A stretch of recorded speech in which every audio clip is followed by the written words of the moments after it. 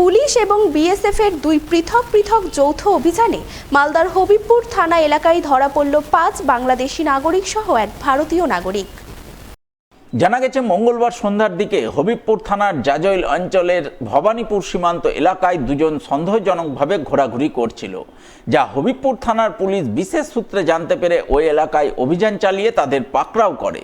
ধৃত দুজনের মধ্যে একজনের নাম মানিক ওরফে রয়্যাল, বাড়ি বাংলাদেশের রাজশাহী জেলার গোদাগাড়ি থানার চর ভুবনপাড়া এলাকায়, এবং অপরজনের নাম রিপন বিশ্বাস, বাড়ি হবিবপুর থানার বৈদ্যপুর অঞ্চলের দাল্লা চরণতলা এলাকায়।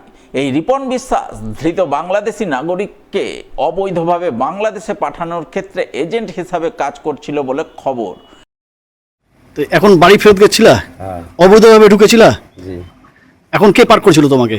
ওই যে এটা চিনে দালালে। দালালে এ কি করে? ও আমাকে রিসিভ করে ওই মানে আমাদের দেশের দালাল আছে, ওর সাথে যোগাযোগ। ওর বাড়ি কোথায় ছিল ওকে? না ওকে চিনি। কত টাকার মাধ্যমে তুমি ওপারে যাচ্ছিলা? 11,000। প্রথম মানে কি আমাকে বলছিল এমন একটা লোক যে ওর কথা আমি করতে পারি না, তো এদেরকে আমি নিয়ে এসেছিলাম। আনার পরে আর কি ডাল্লা বলছিল যে ওইখানে নিয়ে এসো, তো ডাল্লা আনার পরে আমাকে বলছে কি ইয়েতে নিয়ে যেতে হাসপুকুর। তা আমি বলছি হাসপুকুর আমি চিনি না, ওই জন্য আমি যাইনি। ওরা আবার অন্য একটা লোক পাঠাইছিল, ওই লোককে তুমি এজেন্ট হিসেবে কাজ করতে এদেরকে পাচার ওই পারে পাঠানোর কাজ করতে তো বলছে, মানে আমাকে বলছিল অন্য একজন। কত টাকার বিনিময় করতে? এটা কত টাকা? আমার সাথে কোনো টাকা পয়সা। বাংলাদেশে কার সাথে জড়িয়ে আছো তুমি? মানে কে তোমার? আমাকে ফোন করেছিল শরীফুল বলে একটা ছিল বাংলাদেশে। কি বলছিল?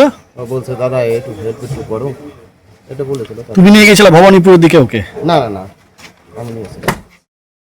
অপরদিকে এদিনই হবিবপুর থানার পুলিশ এবং বিএসএফ যৌথভাবে জাজইল অঞ্চলের ভবানীপুর সীমান্ত এলাকায় অভিযান চালিয়ে আরও 4 বাংলাদেশি নাগরিককে গ্রেপ্তার করে বলে খবর। জানা গেছে ধৃতদের নাম মোহাম্মদ মহরম আলী, মোহাম্মদ ইয়াসিন হোসেন, মোহাম্মদ জাগদাল হোসেন এবং মোহাম্মদ সাজিব হোসেন। তাদের প্রত্যেকের বাড়ি বাংলাদেশের রাজশাহী জেলার গোদাগাড়ি থানা এলাকায়। ঘটনায় প্রথম অভিযানে ধৃত এক বাংলাদেশি নাগরিক সহ ভারতীয় এজেন্টকে বুধবার পেশ করা হয় মালদা জেলা আদালতে, এবং অপর অভিযানে ধৃত 4 বাংলাদেশিকে এদিন মালদা ডিটেনশন ক্যাম্পে পাঠানো হয় বলে জানা গেছে। কত বছর আগে এসেছিলা? 3 মাস। কাজ করে বাড়ি যাচ্ছিলা? হ্যাঁ, কাজ করে বাড়ি যাচ্ছিলাম। কোনো বৈধ কাগজপত্র আছে? না, চোরাই পথে এসেছিলা? চোরাই পথে। কোন দিক দিয়ে ঢুকেছিলা চোরাই পথে? ওই রানীতলা থানার ওই দিকটা, মুর্শিদাবাদ। এখন আপনার এই মালদা কি বলছে 0 পয়েন্ট না কি বলছে ওখানে মানিক করা জাজল। হুম, পুলিশ ধরেছে? পুলিশ ধরে। এবার পুজোর ঢাকি কাঠি পড়ল মালদা শহরের কুতুবপুর নয়াগ্রাম হিমালয় সংঘে। বুধবার খুঁটি পুজোর মাধ্যমে পুজো প্রস্তুতি শুরু করলেন হিমালয় সংঘের পুজো উদ্যোক্তারা। খুঁটি পুজো পর্বে হাজির ছিলেন ইংরেজবাজার বিধানসভার বিধায়ক তথা রাজ্য বিধানসভার মুখ্য সচেতক অম্লান ভাদুরী, স্থানীয় 11 নম্বর ওয়ার্ডের কাউন্সিলর সঞ্জয় দে সহ অন্যান্যরা। এদিন তাদের উপস্থিতিতে ধর্মীয় আচার অনুশাসন মেনে মহা ধুমধামে খুঁটি পুজো অনুষ্ঠিত হয়। খুঁটি পুজো পর্ব শেষ হতেই ক্লাবের পক্ষ থেকে ইংরেজবাজারের বিধায়ক অম্লান ভাদুরীকে সংবর্ধনা জ্ঞাপন করা হয়। হিমালয়ের এক পুজো উদ্যোক্তা জানান, প্রতি বছরের মতো এবারও তারা থিম পুজো করছেন। আশা করছেন বরাবরের মতো এবারও তাদের পুজো নজর কাড়বে দর্শনার্থীদের।